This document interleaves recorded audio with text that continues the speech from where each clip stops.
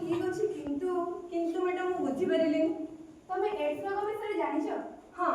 आम विद्यालय RRC unit माने रेड रिबन क्लब अछि प्रति वर्ष डिसेंबर मास 1 तारिख रे विश्व एड्स दिवस पालन करे जाय सेथिरे सचेतनता कार्यक्रम मध्ये करे जाय ताहले तमको कहिले हम बुझी पारे हां दया करे मैडम सत्य कथा कोन कहंतु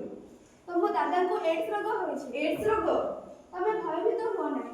हे प्रभु मो दादा को भलो करि दे मैडम मो दादा भलो हे जिवे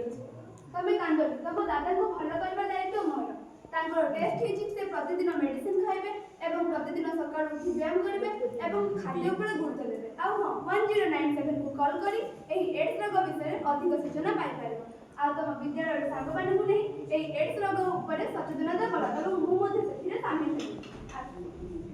हां हमें निश्चित सचेतन हेबु एवं सचेतन करेबु एड्स को जानतु एड्स